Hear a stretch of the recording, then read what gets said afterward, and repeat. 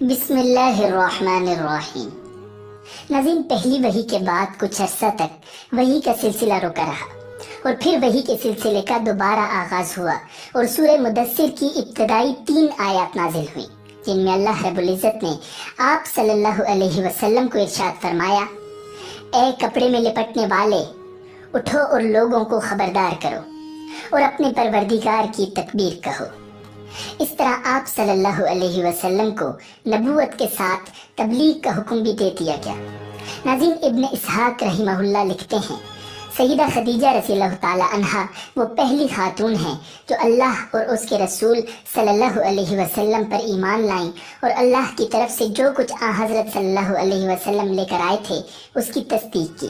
مشرکین کی طرف سے آپ صلی اللہ علیہ وسلم کو جب بھی تکلیف پہنچی، صدمہ پہنچا، سیدہ خدیجہ رضی اللہ تعالی عنہا نے آپ صلی اللہ علیہ وسلم کو دلاسا دیا۔ ناظرین، سیدہ خدیجہ رضی اللہ تعالی عنہا کے بعد دوسرے آدمی حضرت ابو بکر صدیق رضی اللہ تعالی عنہ ہیں جو آپ کے پرانے دوست تھے۔ انہوں نے آپ صلی اللہ علیہ وسلم کی زبان مبارک سے نبوت ملنے کا ذکر سنتے ہی فوراً آپ کی تصدیق کی اور ایمان لے آئے۔ ناظرین، بچوں میں سیدنا علی رضی اللہ تعالی عنہ ہیں جو آپ پر سب سے پہلے ایمان لائے، اور ان کے ایمان لانے کا واقعہ کچھ اس طرح ہے کہ ایک دن آپ حضور نبی اکرم صلی اللہ علیہ وسلم کے پاس تشریف لائے۔ اس وقت سیدہ خدیجہ رضی اللہ تعالی عنہا بھی آپ کے ساتھ تھیں اور آپ ان کے ساتھ چھپ کر نماز پڑھ رہے تھے۔ انہوں نے یہ نئی بات دیکھ کر پوچھا، یہ آپ کیا کر رہے ہیں؟ نبی اکرم صلی اللہ علیہ وسلم نے ارشاد فرمایا، یہ وہ دین ہے جس کو اللہ تعالیٰ نے اپنے لیے پسند فرمایا ہے اور اس کے لیے اللہ تعالیٰ نے اپنے پیغمبر بھیجے ہیں۔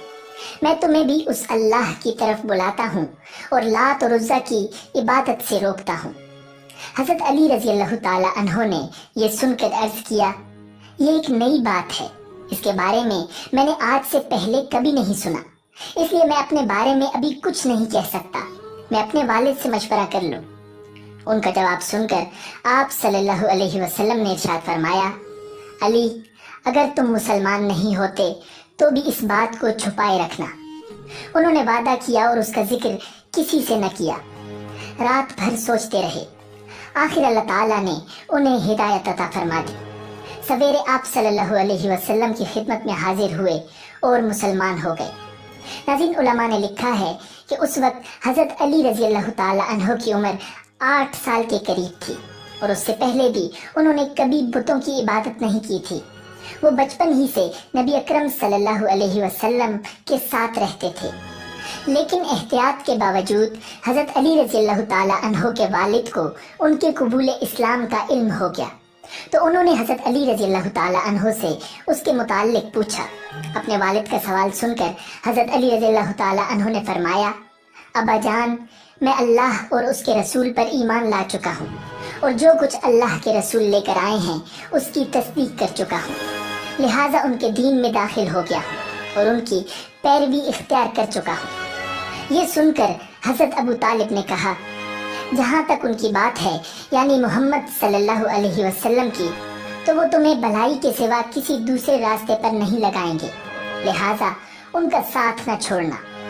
ابو طالب اکثر یہ کہا کرتے تھے، میں جانتا ہوں میرا بھتیجا جو کہتا ہے حق ہے، اگر مجھے یہ ڈر نہ ہوتا کہ قریش کی عورتیں مجھے شرم دلائیں گی تو میں ضرور ان کی پیروی قبول کر لیتا۔ ناظرین، حضرت عفیف کندی رضی اللہ تعالی عنہ ایک تاجر تھے۔ ان کا بیان ہے، اسلام لانے سے بہت پہلے میں ایک مرتبہ حج کے لیے آیا۔ تجارت کا کچھ مال خریدنے کے لیے میں عباس بن عبد المطلب کے پاس گیا۔ وہ میرے دوست تھے اور یمن سے اکثر عطر خرید کر لاتے تھے، پھر حج کے موسم میں مکہ میں فروخت کرتے تھے۔ میں ان کے ساتھ مینا میں بیٹھا تھا کہ ایک نوجوان آیا۔ اس نے غروب ہوتے ہوئے سورج کی طرف غور سے دیکھا۔ جب اس نے دیکھ لیا کہ سورج غروب ہو چکا تو اس نے بہت اہتمام سے وضو کیا، پھر نماز پڑھنے لگا، یعنی کعبہ کی طرف منہ کر کے۔ پھر ایک لڑکا آیا جو بالغ ہونے کے قریب تھا، اس نے وضو کیا اور اس نوجوان کے برابر کھڑے ہو کر نماز پڑھنے لگا۔ پھر ایک عورت خیمے سے نکلی اور ان کے پیچھے نماز کی نیت باندھ کر کھڑی ہو گئی۔ اس کے بعد اس نوجوان نے رکوع کیا تو اس لڑکے اور عورت نے بھی رکوع کیا۔ नौजवान सजदे में गया तो वो दोनों भी सजदे में चले गए। ये मंजर देखकर मैंने अब्बास से पूछा, अब्बास ये क्या हो रहा है? उन्होंने बताया, ये मेरे भाई अब्दुल्ला के बेटे का दीन है। मोहम्मद सल्लल्लाहु अलैहि वसल्लम का दावा है कि अल्लाह ताला ने उसे पैगंबर बनाकर भेजा है। ये लड़का मेरा भतीजा है, अली इब्ने तालिब है, और ये औरत मोहम्मद सल्लल्लाहु अलैहि वसल्लम की बीवी खदीजा है। ये अफीफ कुंदी रज़ी अल्लाह ताला अन्हु मुसलमान हुए तो कहा करते थे, काश उस वक्त उनमें चौथा आदमी मैं होता। नाज़रीन, मर्दों में सबसे पहले सैयदना अबू बकर सिद्दीक रज़ी अल्लाह ताला अन्हु ईमान लाए। आप नबी अकरम सल्लल्लाहु अलैहि वसल्लम के पहले ही से दोस्त थे।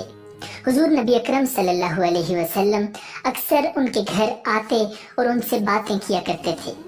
एक दिन हज़रत हकीम बिन हिजाम रज़ी अल्लाह ताला अन्हु के पास बैठे थे कि उनकी एक बांदी वहां आई और कहने लगी, आज आपकी फूफी खदीजा ने यह दावा किया है कि उनके शोहर अल्लाह ताला की तरफ से भेजे हुए पैगंबर हैं, जैसा कि मूसा अलैहिस्सलाम थे। हज़रत अबू बकर सिद्दीक रज़ी अल्लाह ताला अन्हु ने जो ही हज़रत हकीम रज़ी अल्लाह ताला अन्हु की बांदी की ये बात सुनी, चुपके से वहां से उठे और नबी अकरम सल्लल्लाहु अलैहि वसल्लम के पास आ गए और आप सल्लल्लाहु अलैहि वसल्लम से इस बारे में पूछा। इस पर आप सल्लल्लाहु अलैहि वसल्लम ने हज़रत अबू बकर सिद्दीक रज़ी अल्लाह ताला अन्हु को वही आने का पूरा वाक़या सुनाया और बताया कि आपको तबलीग का हुक्म दिया गया है। ये सुनते ही हज़रत अबू बकर सिद्दीक रज़ी अल्लाह ताला अन्हु ने अर्ज़ किया, मेरे माँ बाप आप पर कुर्बान, आप बिल्कुल सच कहते हैं, वाकई आप अल्लाह के रसूल हैं। आपके इस तरह फौरन तस्दीक करने की बिना पर नबी अकरम सल्लल्लाहु अलैहि वसल्लम ने आपको सिद्दीक का लक़ब अता फरमाया। नाज़रीन, इस बारे में दूसरी रिवायत ये है कि सिद्दीक का लक़ब आप सल्लल्लाहु अलैहि वसल्लम ने उन्हें उस वक्त दिया था जब आप मेराज के सफ़र से वापस तशरीफ़ लाए थे। मक्का के मुशरिकीन ने आपको झुठलाया था। उस वक्त हज़रत अबू बकर सिद्दीक रज़ी अल्लाह ताला अन्हु ने इस वाक़या को सुनते ही फौरी तौर पर आपकी तस्दीक की और आपने उन्हें सिद्दीक का लक़ब अता फरमाया। हज़रत अबू बकर सिद्दीक रज़ी अल्लाह ताला अन्हु ने आप सल्लल्लाहु अलैहि वसल्लम की नबूवत की तस्दीक फौरी तौर पर कर दी। नाज़रीन, हज़रत अबू बकर सिद्दीक रज़ी अल्लाह ताला अन्हु का नाम नबी अकरम सल्लल्लाहु अलैहि वसल्लम ने अब्दुल्ला रखा, इसलिए कि इससे पहले उनका नाम अब्दुल काबा था। इस लिहाज से अबू बकर सिद्दीक रज़ी अल्लाह ताला अन्हु वो पहले आदमी हैं जिनका नाम नबी अकरम सल्लल्लाहु अलैहि वसल्लम ने तब्दील किया। हज़रत अबू बकर सिद्दीक रज़ी अल्लाह ताला अन्हु यूं भी बहुत खूबसूरत थे। इस मुनासिबत से आप सल्लल्लाहु अलैहि वसल्लम ने उनका लक़ब अतीक कर रखा था। अतीक का मतलब है खूबसूरत। इसका एक मतलब ये भी है आज़ाद। ये लक़ब देने की एक वजह ये भी बयान की जाती है कि आप सल्लल्लाहु अलैहि वसल्लम ने एक मर्तबा उनकी तरफ देख कर फरमाया था, ये जहन्नुम की आग से आज़ाद हैं। गर्ज़ इस्लाम में ये पहला लक़ब है जो किसी को मिला। कुरैश में हज़रत अबू बकर सिद्दीक रज़ी अल्लाह ताला अन्हु का मर्तबा बहुत बुलंद था। आप बहुत खुश अखलाक थे। कुरैश के सरदारों में से एक थे।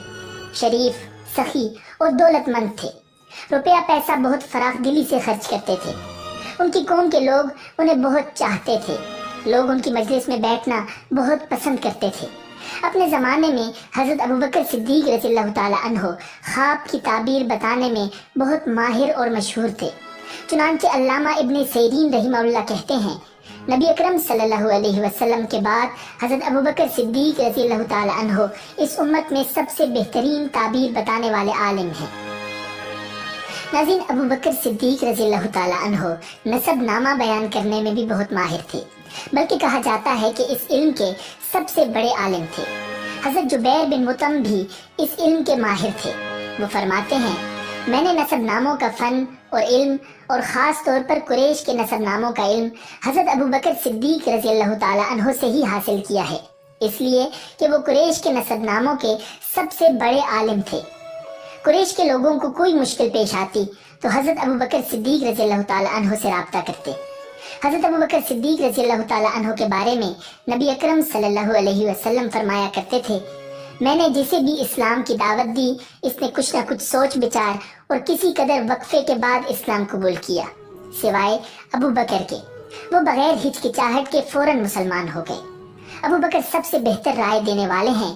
میرے پاس جبرائیل علیہ السلام آئے اور انہوں نے کہا اللہ تعالیٰ آپ کو حکم دیتا ہے اپنے معاملات میں ابو بکر سے مشورہ کریں۔ ناظرین، نبی اکرم صلی اللہ علیہ وسلم کے لیے حضرت ابو بکر صدیق رضی اللہ تعالیٰ عنہ وزیر کے درجے میں تھے۔ آپ ہر معاملے میں ان سے مشورہ لیا کرتے تھے۔ ایک حدیث میں آتا ہے نبی اکرم صلی اللہ علیہ وسلم فرماتے ہیں اللہ تعالیٰ نے میری مدد کے لیے 4 وزیر مقرر فرمائے ہیں۔ ان میں سے 2 آسمان والوں میں سے ہیں، یعنی جبرائیل اور میکائیل علیہ السلام، اور 2 زمین والوں میں سے ہیں، ایک ابو بکر اور دوسرے عمر رضی اللہ تعالیٰ عنہما۔ ناظرین، اسلام لانے سے پہلے حضرت ابو بکر صدیق رضی اللہ تعالیٰ عنہ نے ایک خواب دیکھا تھا۔ خواب میں آپ رضی اللہ تعالیٰ عنہ نے دیکھا کہ چاند مکہ میں اتر آیا ہے اور اس کا ایک ایک حصہ مکہ کے ہر گھر میں داخل ہو گیا ہے، اور پھر سارے کا سارا حضرت ابو بکر صدیق رضی اللہ تعالیٰ عنہ کی گود میں آ گرا ہے۔ آپ رضی اللہ تعالیٰ عنہ نے یہ خواب ایک عیسائی عالم کو سنایا۔ اس نے اس خواب کی یہ تعبیر بیان کی کہ تم اپنے پیغمبر کی پیروی کرو گے جس کا دنیا انتظار کر رہی ہے اور جس کے ظہور کا وقت قریب آ گیا ہے، اور یہ کہ پیروکاروں میں سب سے زیادہ خوش قسمت انسان تم ہوگے۔ ایک روایت کے مطابق عالم نے کہا تھا اگر تم اپنا خواب بیان کرنے میں سچے ہو تو بہت جلد تمہارے گاؤں میں سے ایک نبی ظاہر ہوں گے، تم اس نبی کی زندگی میں اس کے وزیر بنو گے اور ان کی وفات کے بعد ان کے خلیفہ ہوگے۔ پھر کچھ عرصہ بعد حضرت ابو بکر صدیق رضی اللہ تعالیٰ عنہ کو یمن جانے کا اتفاق ہوا۔ یمن میں یہ ایک بوڑھے عالم کے گھر ٹھہرے۔ اس نے آسمانی کتابیں پڑھ رکھی تھی۔ حضرت ابو بکر صدیق رضی اللہ تعالیٰ عنہ کو دیکھ کر اس نے کہا میرا خیال ہے تم حرم کے رہنے والے ہو، اور میرا خیال ہے تم قریشی ہو اور تیمی خاندان سے ہو۔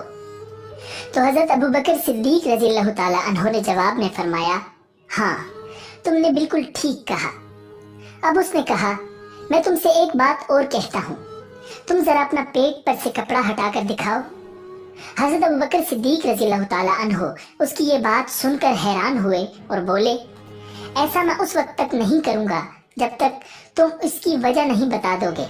اس پر اس نے کہا میں اپنے مضبوط علم کی بنیاد پر کہتا ہوں کہ حرم کے علاقے میں ایک نبی کا ظہور ہونے والا ہے، ان کی مدد کرنے والا ایک نوجوان ہوگا اور ایک پختہ عمر والا ہوگا۔ جہاں تک نوجوان کا تعلق ہے وہ مشکلات میں کود جانے والا ہوگا، جہاں تک پختہ عمر کے آدمی کا تعلق ہے وہ سفید رنگ کا کمزور جسم والا ہوگا، اس کے پیٹ پر ایک بالدار نشان ہوگا۔ حرم کا رہنے والا تیمی خاندان کا ہوگا، اور اب یہ ضروری نہیں کہ تم مجھے اپنا پیٹ دکھاؤ کیونکہ باقی سب علامتیں تم میں موجود ہیں۔ اس کی اس بات پر حضرت ابو بکر صدیق رضی اللہ تعالیٰ عنہ نے اپنے پیٹ پر سے کپڑا ہٹا دیا۔ وہاں ان کی ناف کے اوپر سیاہ اور سفید بالوں والا ایک نشان موجود تھا۔ تب وہ پکار اٹھا رب کعبہ کی قسم تم وہی ہو۔ ناظرین، حضرت ابو بکر صدیق رضی اللہ تعالیٰ عنہ کہتے ہیں جب میں یمن میں اپنی خریداری اور تجارتی کام کر چکا تو رخصت ہونے کے وقت اس کے پاس آیا۔ اس وقت اس نے مجھ سے کہا میری طرف سے چند شعر سن لو جو میں نے اس نبی کی شان میں کہے ہیں۔ اس پر میں نے کہا اچھی بات ہے سناؤ۔ تب اس نے مجھے وہ شعر سنائے۔ اس کے بعد جب میں مکہ معظمہ پہنچا تو نبی اکرم صلی اللہ علیہ وسلم اپنی نبوت کا اعلان کر چکے تھے۔ فوراً ہی میرے پاس قریش کے بڑے بڑے سردار آئے۔ ان میں زیادہ اہم عقبہ بن ابی معیط، شیبہ، ابو جہل اور ابو البختری تھے۔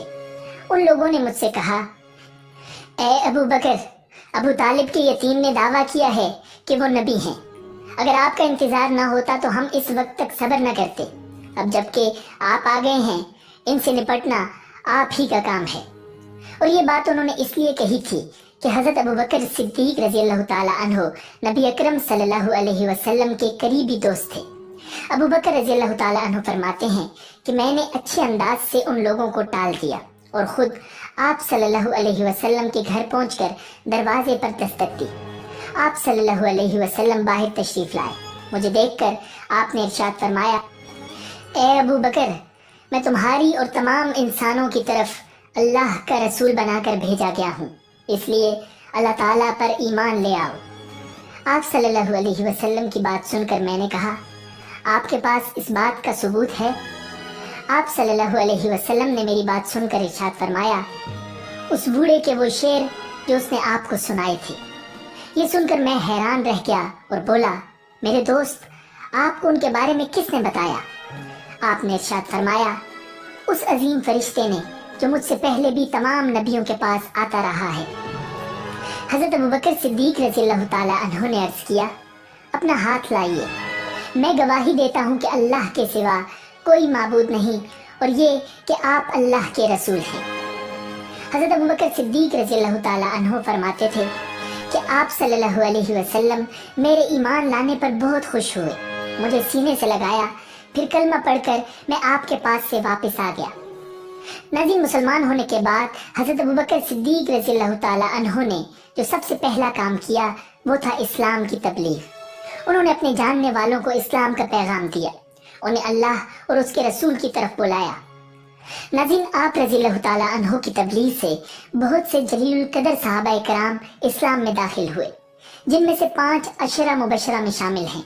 ان کے نام یہ ہیں: حضرت عثمان غنی، حضرت عبد الرحمن بن عوف، حضرت سعد بن ابی وقاص، حضرت طلحہ اور حضرت زبیر رضی اللہ تعالی عنہ۔ کچھ لوگ ان میں حضرت ابو عبیدہ بن جراح رضی اللہ تعالی عنہ کا نام بھی شامل کرتے ہیں۔ ناظرین، نبوت ملنے کے بعد 3 سال تک نبی اکرم صلی اللہ علیہ وسلم خفیہ طور پر تبلیغ کرتے رہے۔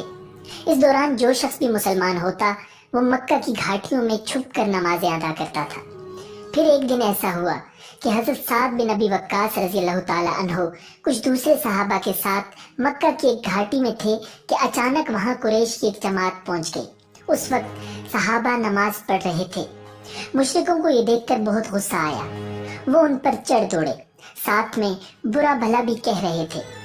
ایسے میں حضرت سعد بن ابی وقاص رضی اللہ تعالی عنہ نے ان میں سے ایک کو پکڑ لیا اور اس کو ایک ضرب لگائی، اس سے اس کی کھال پھٹ گئی، خون بہہ نکلا۔ ناظرین، یہ پہلا خون ہے جو اسلام کے نام پر بہایا گیا۔ اب قریش دشمنی پر اتر آئے۔ اس بنا پر نبی اکرم صلی اللہ علیہ وسلم حضرت ارقم رضی اللہ تعالی عنہ کے مکان پر تشریف لے آئے تاکہ دشمنوں سے بچاؤ رہے۔ اس طرح حضرت ارقم رضی اللہ تعالی عنہ کا یہ مکان اسلام کا پہلا مرکز بنا۔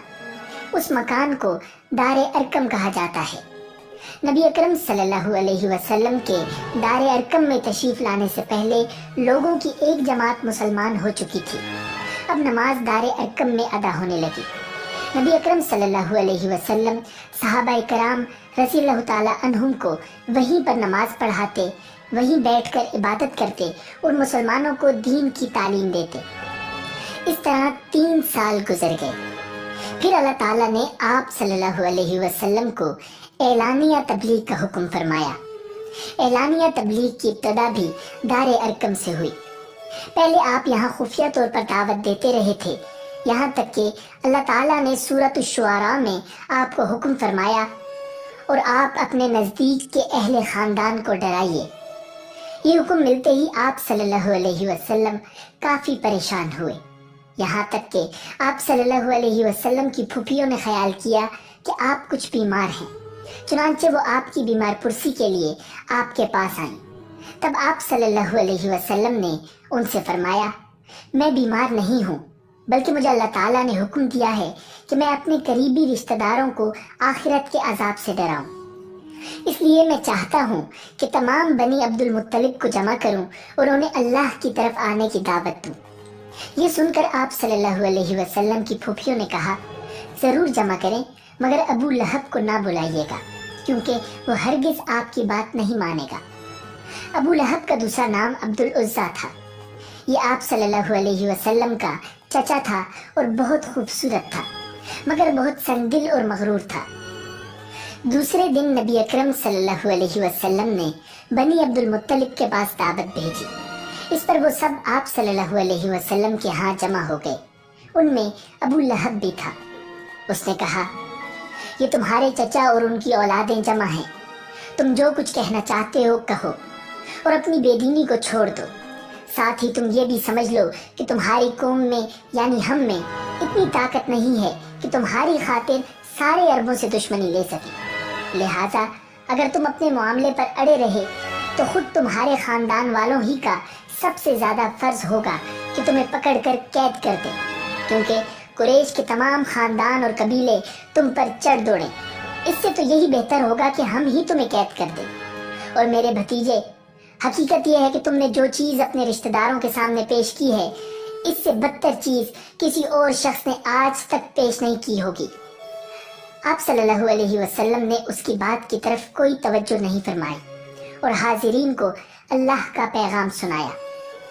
آپ صلی اللہ علیہ وسلم نے ارشاد فرمایا، اے قریش، کہو اللہ کے سوا کوئی معبود نہیں اور محمد اللہ کے رسول ہیں۔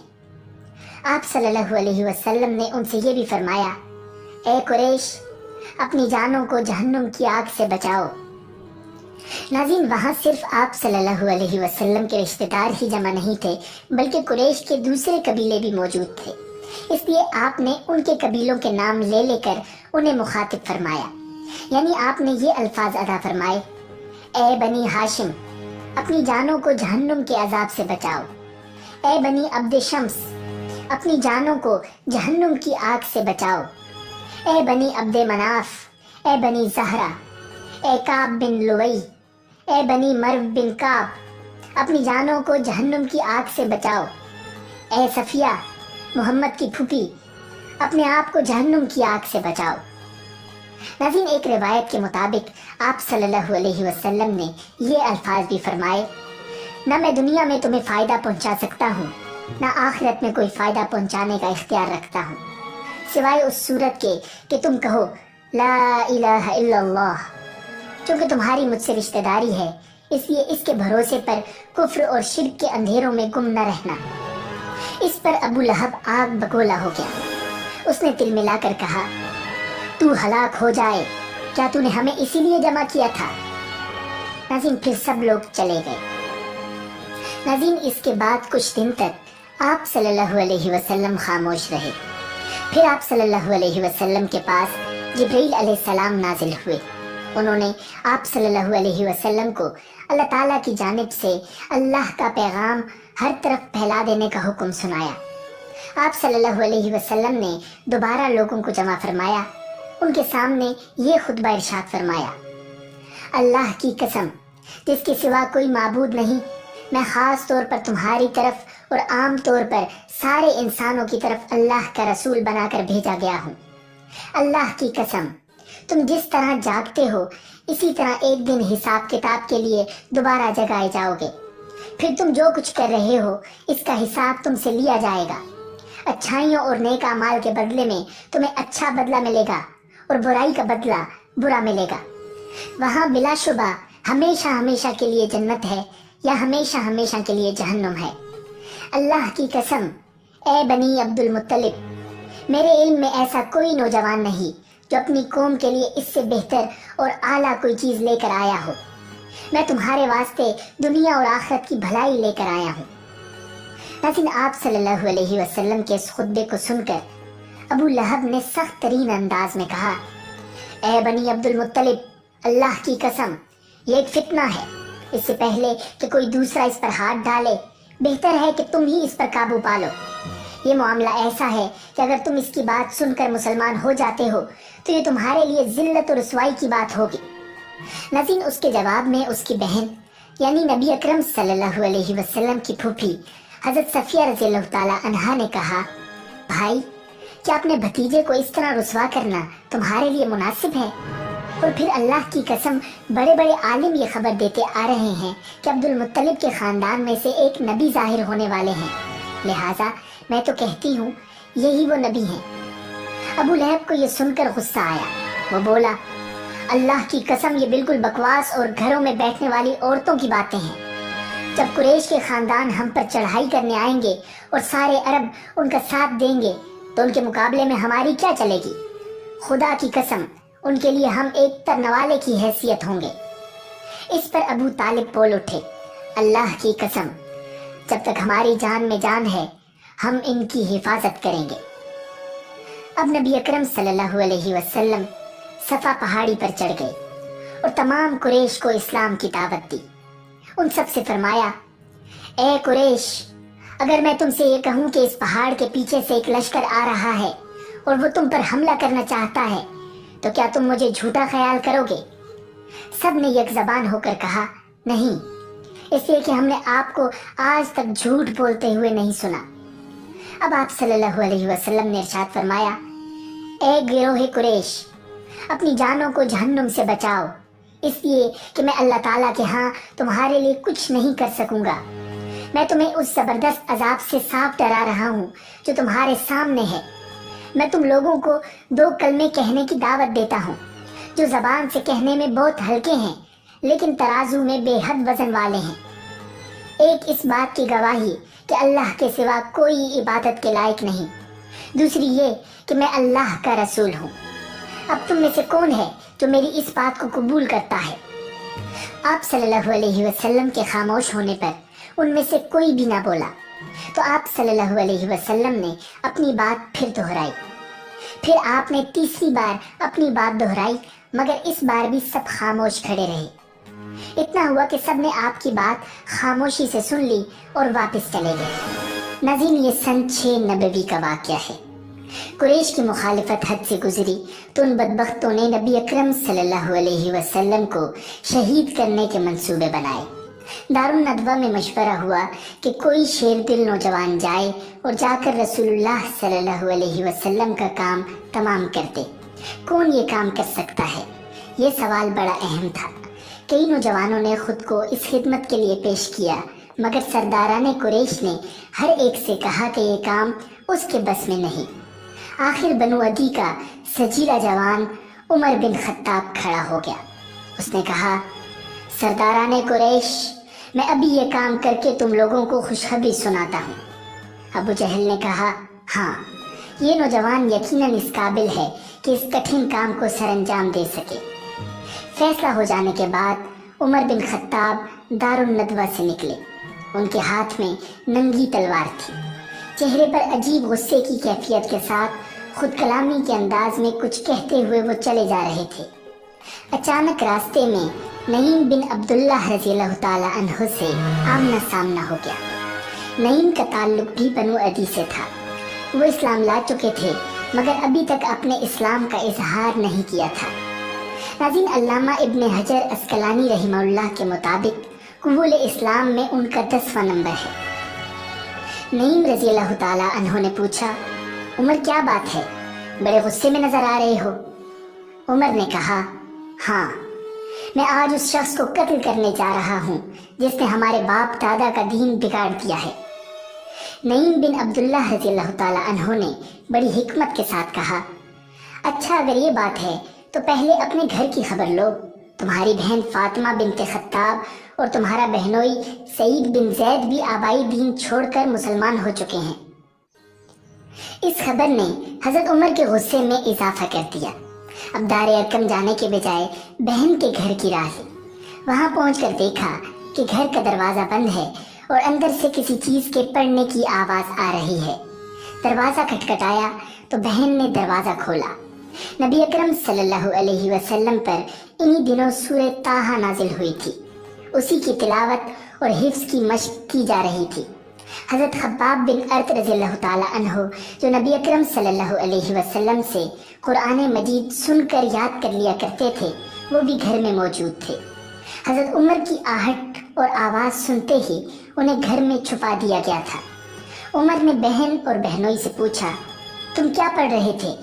انہوں نے کہا، کچھ بھی نہیں۔ اس پر ان کا غصہ بھڑک اٹھا۔ بہنوئی کو زد و کوب کرنا شروع کیا۔ بہن بچانے کے لیے آئیں تو انہیں بھی خوب مارا پیٹا، یہاں تک کہ وہ لہو لہان ہو گئیں۔ اس موقع پر فاطمہ بنت خطاب رضی اللہ تعالی عنہا نے اپنے بلند جذبہ ایمانی سے بڑی جرت اور استقامت سے کہا، عمر سن لو، ہم مسلمان ہو چکے ہیں۔ ہم نے شرک اور بت پرستی سے برات کا اظہار کر دیا ہے۔ تم جو کچھ کرنا چاہو کر لو، ہماری ہڈیاں توڑ سکتے ہو مگر اسلام ہم سے نہیں چھڑوا سکتے۔ صاحب استقامت بہن کی زبان سے یہ سننا تھا کہ عمر کے دل پر چوٹ لگی اور وہ زمین پر بیٹھ گئے۔ پھر کہا، مجھے وہ صحیفہ سناؤ جو تم پڑھتے ہو۔ انہوں نے فرمایا کہ ہم اس صحیفے کی توہین برداشت نہیں کر سکتے، نہ ہی کسی مشرک کو دے سکتے ہیں کیونکہ اسے صرف پاکیزہ لوگ ہی ہاتھ لگا سکتے ہیں۔ انہوں نے کہا، اچھا مجھے خود سناؤ تو میں اس کی کوئی توہین نہیں کروں گا۔ اس وعدے کے بعد حضرت خباب رضی اللہ تعالی عنہ کو اندر سے باہر بلایا گیا اور انہوں نے سورہ طٰہٰ کی آیات کی تلاوت شروع کی۔ چھوٹی چھوٹی آیات میں اتنا مؤثر پیغام سمو دیا گیا ہے کہ اعجاز قرآنی پر انسان کی عقل دنگ رہ جاتی ہے اور اہل ایمان کے ایمان میں اضافہ ہوتا ہے۔ قرآن کریم پورے سوز کے ساتھ پڑھا جا رہا تھا اور عمر کے دل کی دنیا میں عظیم الشان انقلاب برپا ہو رہا تھا۔ ناظرین، حضرت عمر نے آیات قرآنی سنی اور پھر خاموشی سے گھر کا دروازہ کھول کر نکل گئے۔ اب بھی منزل دار ارقم ہی تھی، مگر ارادہ بدل چکا تھا۔ یہ وہ عمر نہیں تھے جو دار الندوہ سے نکلے تھے، یہ وہ عمر تھے جن کے حق میں نبی مہربان صلی اللہ علیہ وسلم کی دعائیں دربار ربانی میں قبول ہو چکی تھیں۔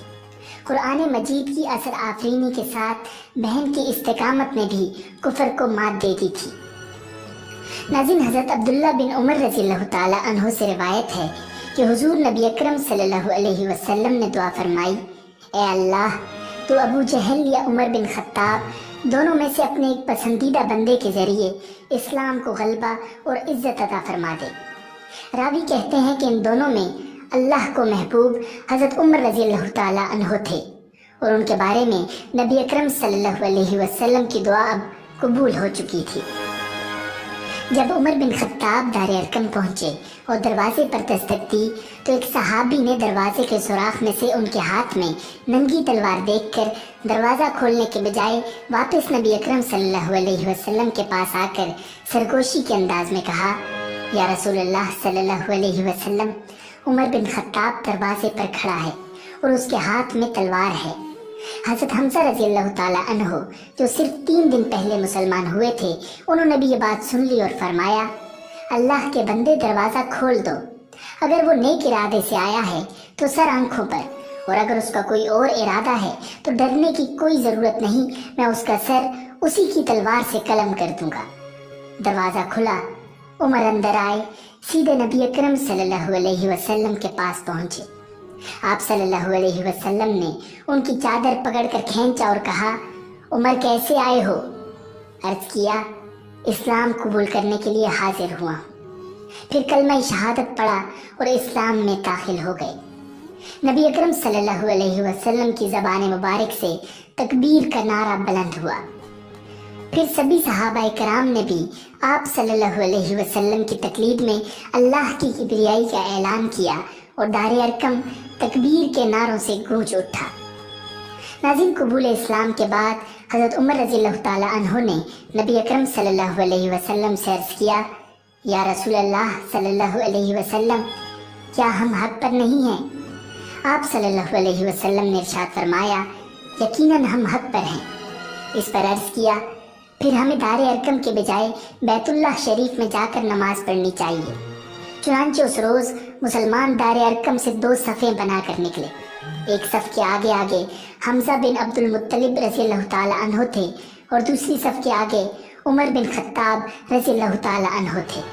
مسلمان اس شان کے ساتھ حرم شریف میں آئے اور وہاں نماز پڑھی اور حضرت عمر رضی اللہ تعالی عنہ نے سرداران قریش کو متنبع کر دیا کہ وہ اسلام میں داخل ہو گئے ہیں۔ اس خبر سے قریش کے ہاتھوں کے طوطے اڑ گئے۔ یوں اہل علم کے نزدیک سیدنا عمر بن خطاب رضی اللہ تعالی عنہ مراد رسول صلی اللہ علیہ وسلم ہے۔ ناظرین، شوال 10 نبوی میں حضور اکرم صلی اللہ علیہ وسلم طائف تشریف لے گئے۔ اس سفر میں صرف آپ کے غلام حضرت زید بن حارثہ رضی اللہ تعالی عنہ آپ کے ساتھ تھے۔ طائف میں ثقیف کا قبیلہ آباد تھا۔ آپ صلی اللہ علیہ وسلم یہ اندازہ کرنے کے لیے طائف تشریف لے گئے کہ قبیلہ ثقیف کے دلوں میں بھی اسلام کے لیے کچھ گنجائش ہے یا نہیں۔ آپ صلی اللہ علیہ وسلم یہ امید بھی لے کر گئے تھے کہ ممکن ہے یہ لوگ مسلمان ہو جائیں اور آپ کی حمایت میں اٹھ کھڑے ہوں۔ طائف پہنچ کر آپ نے سب سے پہلے اس قبیلے کے سرداروں کے پاس جانے کا ارادہ کیا۔ یہ 3 بھائی تھے، ایک کا نام عبد یعلیل تھا، دوسرے کا نام مسعود تھا اور تیسرے کا نام حبیب تھا۔ ان تینوں کے بارے میں پوری طرح وضاحت نہیں ملتی کہ یہ بعد میں مسلمان ہو گئے تھے یا نہیں۔ بہرحال آپ صلی اللہ علیہ وسلم نے ان تینوں سے ملاقات کی، اپنے آنے کا مقصد بتایا، اسلام کے بارے میں بتایا، انہیں اسلام کی دعوت دینے کے ساتھ مخالفوں کے مقابلے میں ساتھ دینے کی دعوت دی۔ ان میں سے ایک نے کہا، کیا وہ تم ہی ہو جسے خدا نے بھیجا ہے؟ ساتھ ہی دوسرے نے کہا، تمہارے علاوہ خدا کو رسول بنانے کے لیے کوئی اور نہیں ملا تھا؟ اس کے ساتھ ہی تیسرا بول اٹھا، خدا کی قسم میں تم سے کوئی بات چیت نہیں کروں گا، کیونکہ اگر تم واقعی اللہ کے رسول ہو تو تمہارے ساتھ بات چیت کرنا بہت خطرناک ہے، اور اگر تم نبی نہیں ہو تو تم جیسے آدمی سے بات کرنا مجھے زیب نہیں دیتا۔ ناظرین، آپ صلی اللہ علیہ وسلم ان سے مایوس ہو کر اٹھ کھڑے ہوئے۔ ان تینوں نے اپنے یہاں کے اوباش لوگوں کو اور اپنے غلاموں کو آپ صلی اللہ علیہ وسلم کے پیچھے لگا دیا۔ وہ آپ کے گرد جمع ہو گئے۔ راستے میں بھی دونوں طرف لوگوں کا ہجوم ہو گیا۔ جب آپ صلی اللہ علیہ وسلم ان کے درمیان سے گزرے تو وہ بدبخت ترین لوگ آپ صلی اللہ علیہ وسلم پر پتھر برسانے لگے، یہاں تک کہ آپ جو قدم اٹھاتے وہ اس پر پتھر مارتے۔ آپ کے دونوں پاؤں لہو لہان ہو گئے، آپ کے جوتے خون سے بھر گئے۔ جب چاروں طرف پتھر مارے گئے تو تکلیف کی شدت سے آپ بیٹھ گئے۔ ان بدبخت اوباشوں نے آپ صلی اللہ علیہ وسلم کی بغلوں میں بازو ڈال کر آپ کو کھڑے ہونے پر مجبور کر دیا۔ جو ہی آپ نے چلنے کے لیے قدم اٹھائے وہ پھر پتھر برسانے لگے، ساتھ میں وہ ہنس رہے تھے اور کہے لگا رہے تھے۔ زید بن حارثہ رضی اللہ تعالی عنہ کا یہ حال تھا کہ وہ آپ کو پتھروں سے بچانے کے لیے خود کو ان کے سامنے کر رہے تھے۔ اس طرح وہ بھی لہو لہان ہو گئے، لیکن اس حالت میں بھی انہیں آپ صلی اللہ علیہ وسلم ہی کی فکر تھی، اپنی کوئی پرواہ نہیں تھی۔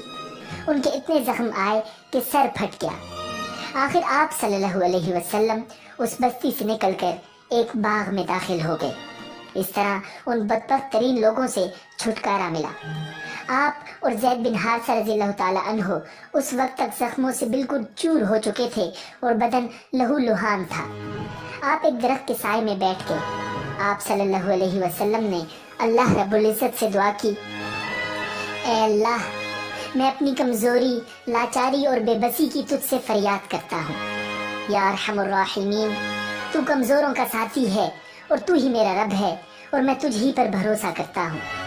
اگر مجھ پر تیرا غضب اور غصہ نہیں ہے تو مجھے کسی کی بھی پرواہ نہیں۔ اسی وقت اچانک آپ صلی اللہ علیہ وسلم نے دیکھا کہ وہاں باغ کے مالک عتبہ اور شیبہ بھی موجود ہیں۔ وہ بھی دیکھ چکے تھے کہ طائف کے بدماشوں نے آپ صلی اللہ علیہ وسلم کے ساتھ کیا سلوک کیا ہے۔ انہیں دیکھتے ہی آپ صلی اللہ علیہ وسلم اٹھ کھڑے ہوئے، کیونکہ آپ کو معلوم تھا کہ وہ دونوں اللہ کے دین کے دشمن ہیں۔ ادھر ان دونوں کو آپ کی حالت پر رحم آ گیا۔ انہوں نے فوراً اپنے نصرانی غلام کو پکارا، اس کا نام عداس تھا۔ عداس حاضر ہوا تو انہوں نے اسے حکم دیا، اس بیل سے انگور کا خوشہ توڑو اور ان کے سامنے رکھ دو۔ عداس نے حکم کی تعمیل کی، انگور آپ کو پیش کیے۔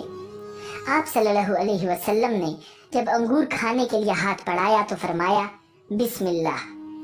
عداس نے آپ کے منہ سے بسم اللہ سنا تو اس نے اپنے آپ سے کہا، اس علاقے کے لوگ تو ایسا نہیں کہتے۔ آپ صلی اللہ علیہ وسلم نے اس سے پوچھا، تم کس علاقے کے رہنے والے ہو؟ تمہارا دین کیا ہے؟ عداس نے بتایا کہ وہ نصرانی ہے اور نینوا کا رہنے والا ہے۔ اس کے منہ سے نینوا کا نام سن کر آپ صلی اللہ علیہ وسلم نے ارشاد فرمایا، تم تو یونس علیہ السلام کے ہم وطن ہو جو متا کے بیٹے تھے۔ عداس بہت حیران ہوا اور بولا، آپ کو یونس بن متا کے بارے میں کیسے معلوم ہوا؟ خدا کی قسم، جب میں نینوا سے نکلا تھا تو وہاں 10 آدمی بھی ایسے نہیں تھے جو یہ جانتے ہوں کہ یونس بن متا کون تھے، اس لیے آپ کو یونس بن متا کے بارے میں کیسے معلوم ہوا؟ اس پر نبی اکرم صلی اللہ علیہ وسلم نے ارشاد فرمایا، وہ میرے بھائی تھے، اللہ کے نبی تھے اور میں بھی اللہ کا رسول ہوں۔ اللہ تعالیٰ ہی نے مجھے ان کے بارے میں بتایا ہے اور یہ بھی بتایا ہے کہ ان کی قوم نے ان کے ساتھ کیا سلوک کیا تھا۔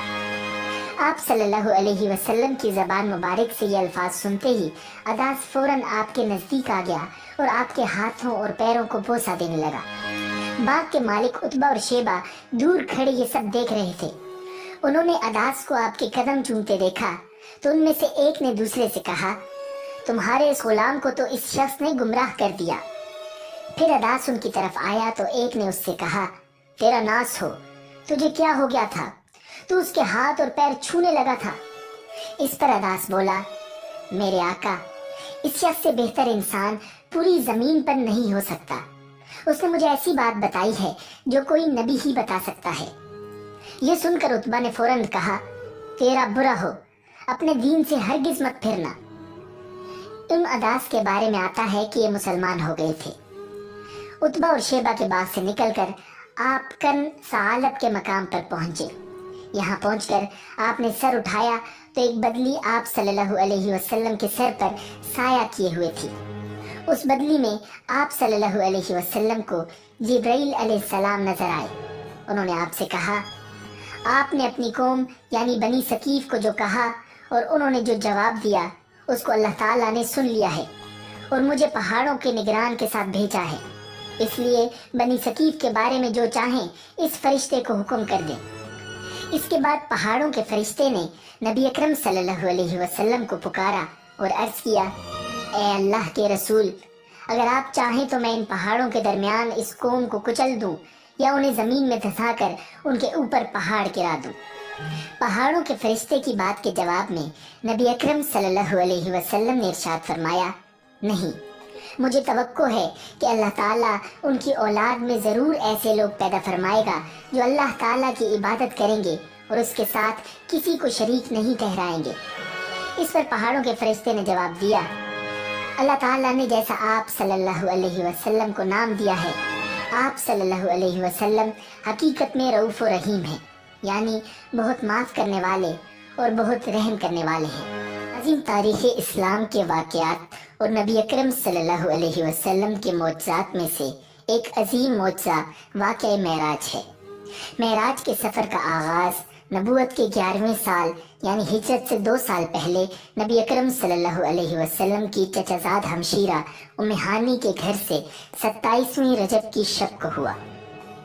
نبی اکرم صلی اللہ علیہ وسلم حضرت ام ہانی رضی اللہ تعالی عنہا کے گھر پر آرام فرما رہے تھے جو شعب ابی طالب کے پاس تھا۔ گھر کی چھت کھل گئی، فرشتہ اندر داخل ہوا اور نبی اکرم صلی اللہ علیہ وسلم کو گھر سے اٹھا کر مسجد حرام لے آیا۔ ناظرین، نبی اکرم صلی اللہ علیہ وسلم نے ارشاد فرمایا، میں حتیم میں آرام کر رہا تھا کہ اچانک ایک آنے والا میرے پاس آیا اور میری ہنسلی کی ہڈی سے لے کر پیٹ کے نیچے تک کا حصہ چاک کیا، میرا دل نکالا، پھر سونے کا ایک تشت لایا گیا، اس میں میرا دل زمزم سے دھویا گیا، پھر اسے حکمت سے بھرا گیا، پھر اسے دوبارہ اس کی جگہ پر رکھا گیا، پھر میرے پاس سفید رنگ کا ایک جانور لایا گیا جو خچر سے چھوٹا اور گدھے سے بڑا تھا، میں اس پر سوار ہوا۔ ناظرین، اس جانور کا نام براق تھا۔ براق پر سوار ہونے کے بعد بیت المقدس کی طرف آپ صلی اللہ علیہ وسلم کا سفر شروع ہوا۔ اس دوران آپ صلی اللہ علیہ وسلم نے مختلف مقامات پر نماز ادا فرمائی اور مختلف مشاہدات کیے۔ ان میں سے چند کا ذکر کیا جاتا ہے۔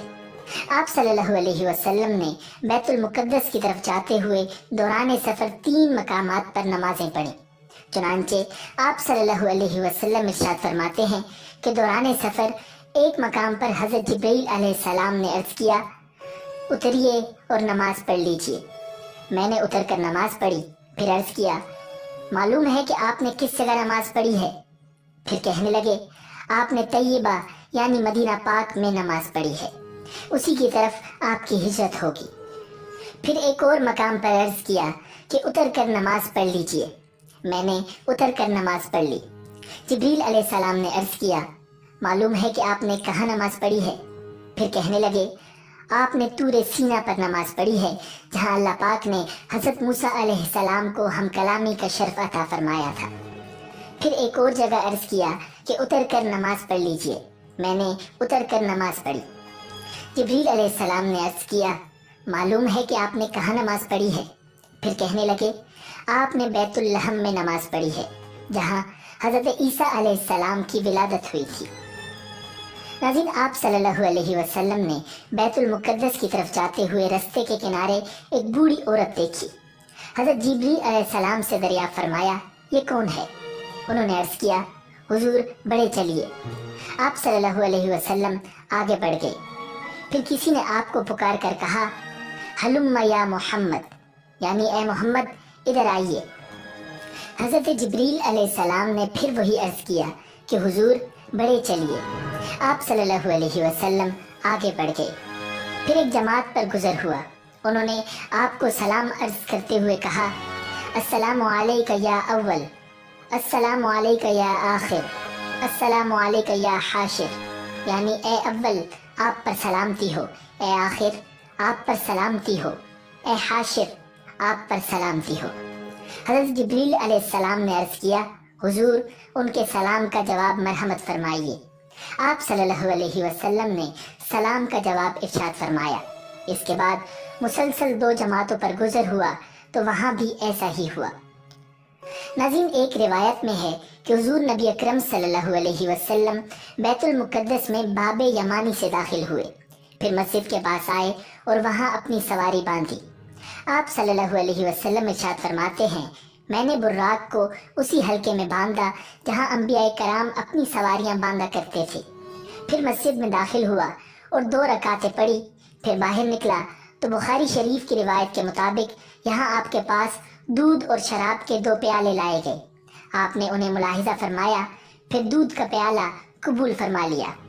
اس پر حضرت جبرائیل علیہ السلام کہنے لگے تمام تعریف اللہ عز و جل کے لیے جس نے آپ صلی اللہ علیہ وسلم کی فطرت کی جانب رہنمائی فرمائی۔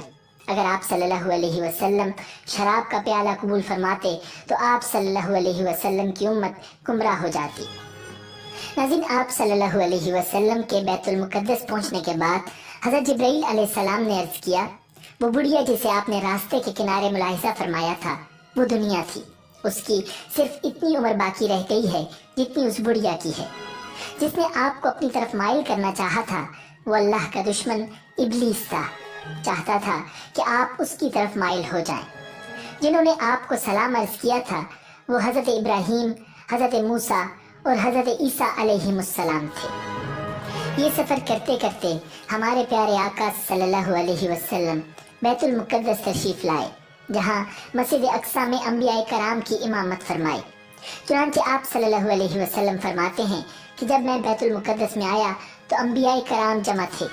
حضرت جبریل علیہ السلام نے مجھے آگے کیا تو میں نے ان کی امامت کروائی۔ مسجد اقصی میں نماز کے بعد بعض انبیاء کرام علیہ السلام نے خطبے ارشاد فرمائے۔ سب سے پہلے اللہ کے خلیل حضرت سیدنا ابراہیم علیہ السلام نے ارشاد فرمایا تمام تعریفیں اللہ کے لیے جس نے مجھے خلیل بنایا، عظیم بادشاہت عطا فرمائی، امام اور اپنا فرما بردار بندہ بنایا، میری اقتداء و پیروی کی جاتی ہے، مجھے آگ سے نجات عطا فرمائی اور اسے مجھ پر ٹھنڈی اور سلامتی والی کر دیا۔ ان کے بعد حضرت سیدنا موسیٰ علیہ السلام کہنے لگے تمام تعریفیں اللہ کے لیے جس نے مجھ سے کلام فرمایا، مجھے اپنی رسالت اور کلمات کے لیے منتخب فرمایا، مجھے راز کہنے کو قریب کیا، مجھ پر تورات نازل فرمائی، میرے ہاتھ پر فرعون کو ہلاک فرمایا اور میرے ہی ہاتھ پر بنی اسرائیل کو نجات عطا فرمائی۔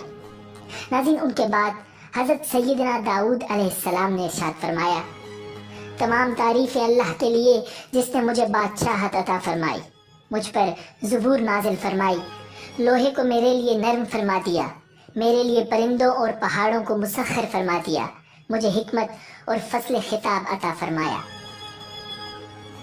ان کے بعد حضرت سیدنا سلیمان علیہ السلام کہنے لگے تمام تعریف اللہ کے لیے جس نے میرے لیے ہواؤں، جنوں اور انسانوں کو مسخر فرما دیا، شیاطین کو بھی مسخر فرما دیا، اور اب وہ یہ کام کرتے ہیں جو میں ان سے چاہتا ہوں، مثلاً بلند و بالا مکانات تعمیر کرنا، تصویریں بنانا، مجھے پرندوں کی بولی اور ہر چیز سکھائی، میرے لیے پگھلے ہوئے تانبے کا چشمہ بہایا اور مجھے ایسی بادشاہت عطا فرمائی جو میرے بعد کسی کے لیے نہیں۔ ان کے بعد حضرت سیدنا عیسیٰ علیہ السلام نے ارشاد فرمایا تمام تعریفیں اللہ کے لیے جس نے مجھے تورات اور انجیل سکھائی، مجھے پیدائشی اندھے اور کوڑ کے مرض والے کو تندرست کرنے والا اور اپنے اذن سے مردوں کو زندہ کرنے والا بنایا، مجھے آسمان پر اٹھایا، مجھے کافروں سے پاک کیا، مجھے اور میری ماں کو شیطان مردود سے پناہ عطا فرمائی، جس کی وجہ سے اسے میری ماں پر کوئی راہ نہیں۔ ناظرین، ان سب حضرات کے بعد اللہ کے حبیب امام الانبیاء صاحب معراج صلی اللہ علیہ وسلم نے خطبہ ارشاد فرمایا۔ خطبے سے پہلے آپ نے انبیاء کرام سے فرمایا، تم سب نے اپنے رب کی ثنا بیان کی ہے، اب میں رب کی تعریف و ثنا بیان کرتا ہوں۔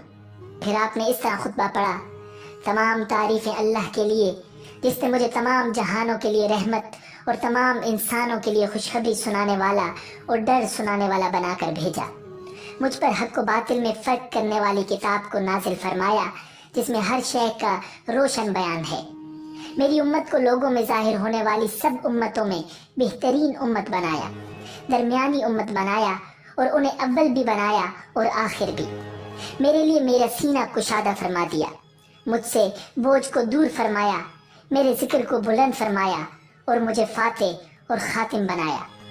یہ سن کر حضرت سیدنا ابراہیم علیہ السلام نے فرمایا، بِهَذَا فَضَلَكُمْ محمد، یعنی اسی وجہ سے محمد نے تم پر فضیلت پائی۔ ناظرین، یہاں مسجد اقصی تک کے معاملات مکمل ہوئے، اب آسمانوں کا سفر شروع ہوا۔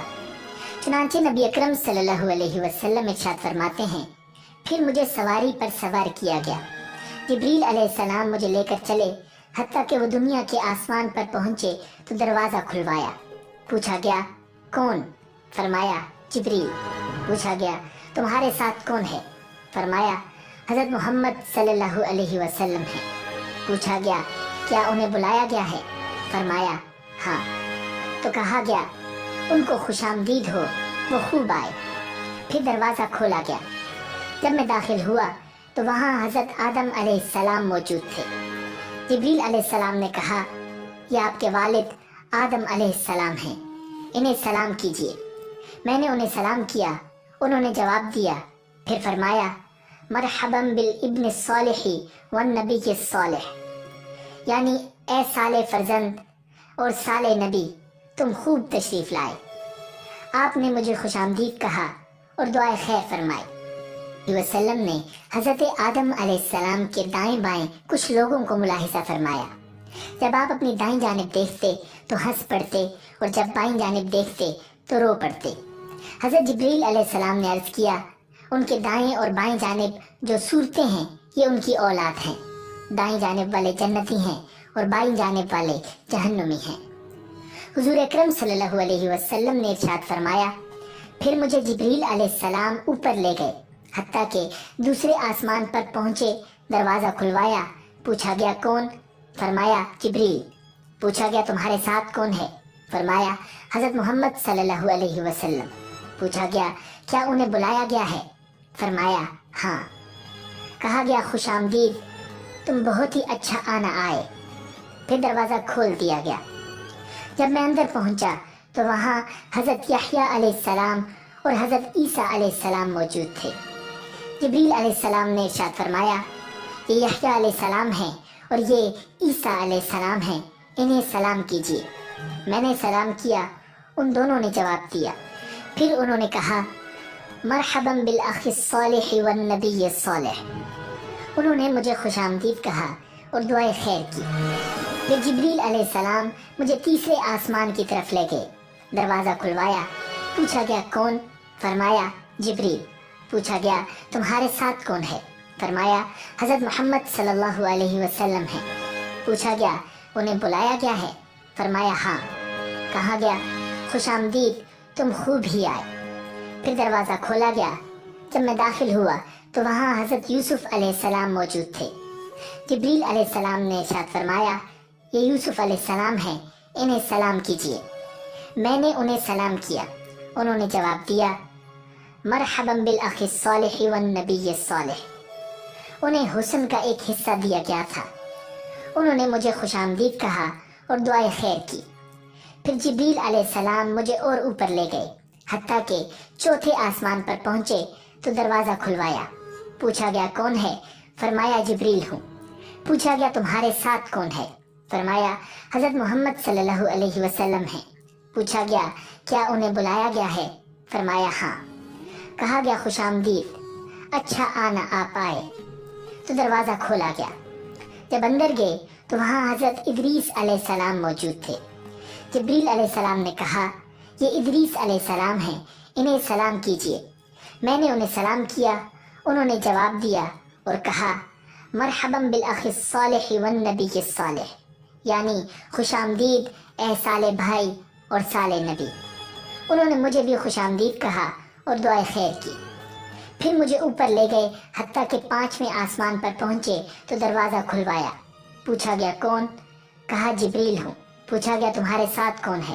فرمایا حضرت محمد صلی اللہ علیہ وسلم ہے۔ پوچھا گیا کیا انہیں بلایا گیا ہے؟ فرمایا ہاں۔ کہا گیا خوش آمدید، آپ اچھا آنا آئے۔ دروازہ کھولا گیا تو وہاں حضرت ہارون علیہ السلام موجود تھے۔ جبریل علیہ السلام نے کہا یہ ہارون علیہ السلام ہیں، انہیں سلام کیجیے۔ میں نے انہیں سلام کیا، انہوں نے جواب دیا اور پھر انہوں نے مجھے خوش آمدید کہا۔ پھر جبریل علیہ السلام مجھے اور اوپر لے گئے حتیٰ کہ 6 آسمان پر پہنچے۔ 6 آسمان پر نبی اکرم صلی اللہ علیہ وسلم کی ملاقات حضرت موسیٰ علیہ السلام سے ہوئی۔ موسیٰ علیہ السلام نے آپ صلی اللہ علیہ وسلم کو خوش آمدید کہا اور ان کے لیے دعائے خیر کی۔ جب آپ صلی اللہ علیہ وسلم وہاں سے آگے بڑھے تو موسیٰ علیہ السلام رونے لگے۔ ان سے پوچھا گیا کیا چیز آپ کو رلا رہی ہے؟ فرمایا اس لیے کہ ایک فرزند میرے بعد نبی بنائے گئے، ان کی امت میری امت سے زیادہ جنت میں جائے گی۔ نبی اکرم صلی اللہ علیہ وسلم ارشاد فرماتے ہیں پھر جبرائیل علیہ السلام مجھے 7ویں آسمان کی طرف لے گئے۔ جبرائیل علیہ السلام نے دروازہ کھلوایا۔ پوچھا گیا کون ہے؟ فرمایا جبریل ہوں۔ پوچھا گیا تمہارے ساتھ کون ہے؟ فرمایا حضرت محمد صلی اللہ علیہ وسلم ہیں۔ پوچھا گیا کیا انہیں بلایا گیا ہے؟ فرمایا ہاں۔ کہا گیا خوش آمدید، آپ بہت اچھا آنا آئے ہیں۔ میں داخل ہوا تو وہاں حضرت ابراہیم علیہ السلام موجود تھے۔ آپ بیت المعمور کے ساتھ ٹیک لگا کر تشریف فرما تھے۔ جبریل علیہ السلام نے کہا یہ آپ کے والد حضرت ابراہیم علیہ السلام ہیں، انہیں سلام کیجیے۔ میں نے انہیں سلام کیا، انہوں نے جواب دیا۔ پھر فرمایا مرحبا بالابن الصالح والنبی الصالح، یعنی خوب آئے اے صالح فرزند اور اے صالح نبی۔ ناظرین آسمانوں کے بعد مزید قرب خاص کی طرف سفر کا آغاز ہوا۔ اس کے بارے میں پیارے آقا صلی اللہ علیہ وسلم ارشاد فرماتے ہیں پھر میں سدرۃ المنتہا تک اٹھایا گیا۔ ناظرین سدرۃ المنتہا بیری کا ایک نورانی درخت ہے۔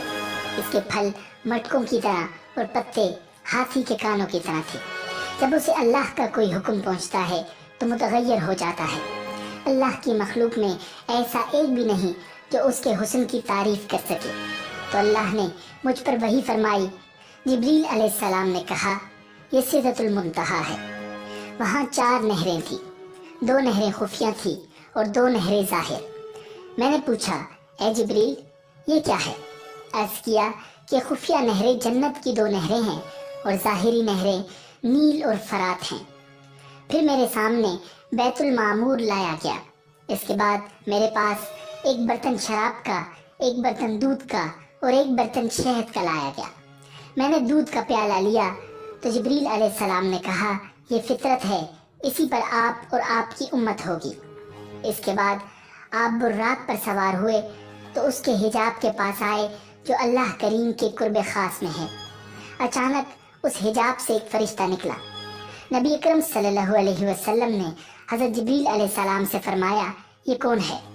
حضرت جبریل علیہ السلام نے عرض کیا اس ذات کی قسم جس نے آپ کو حق کے ساتھ مبعوث فرمایا، بطور مکان کے میں تمام مخلوق میں سب سے زیادہ قریب ہوں، لیکن اس فرشتے کو میں نے اپنی تخلیق سے لے کر اب تک کبھی نہیں دیکھا۔ یوں آپ صلی اللہ علیہ وسلم سفر کو جاری رکھتے ہوئے ایک مقام سے دوسرے مقام تک اور ایک حجاب سے دوسرے حجاب تک چلتے گئے، حتیٰ کہ ایک ایسے مقام پر پہنچے جہاں حضرت جبرائیل علیہ السلام رک گئے۔ آپ صلی اللہ علیہ وسلم نے ارشاد فرمایا اے جبریل مجھ سے الگ نہ ہو۔ عرض کیا اے میرے آقا ہماری رسائی بس ایک معلوم مقام تک ہے، میں اگر ایک بال برابر بھی آگے جاؤں گا تو جل جاؤں گا۔ اس رات تو میں آپ کے احترام کی وجہ سے یہاں تک پہنچا ہوں، ورنہ میرا آخری ٹھکانہ سدرۃ المنتہا ہے۔ ناظرین، حضرت جبریل علیہ السلام نے خود ہی فرمایا تھا کہ میرا آخری ٹھکانہ سدرۃ المنتہا ہے، لیکن شب معراج نبی اکرم صلی اللہ علیہ وسلم کے صدقے انہیں سدرۃ المنتہا سے آگے جانے کی اجازت مل گئی۔ حضرت جبریل علیہ السلام کے رکنے کے بعد اب نبی اکرم صلی اللہ علیہ وسلم اکیلے چلے۔ آپ اندھیرے والے حجابات سے گزرتے گئے، حتیٰ کہ 70,000 ایسے موٹے حجابات سے بھی تجاوز کر گئے جن میں سے ہر ایک کی طوالت 500 سال کے برابر تھی، اور ہر حجاب کے درمیان 500 سال کا فاصلہ تھا۔ تو ایک مقام پر براق رک گیا۔ وہاں آپ صلی اللہ علیہ وسلم نے رفرف نامی ایک سبز خیمہ ملاحظہ فرمایا جس کی روشنی سورج کی روشنی سے بھی زیادہ تھی۔